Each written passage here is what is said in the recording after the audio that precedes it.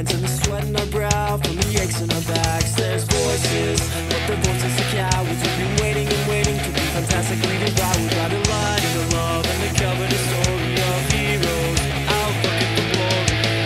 I took a runaway train just to find my name again.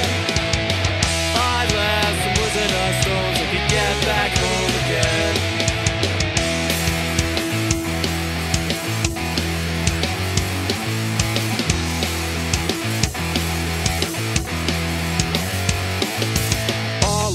Us have been shifting gears in ignorance of the coming years. We got nothing except the blood in our hearts and the faith in our bones that will tear us apart. There's shadows, and the shadows are heartless. We've been trying to stop the denizens of darkness with the fight and the love and the covetous story of heroes out looking for glory.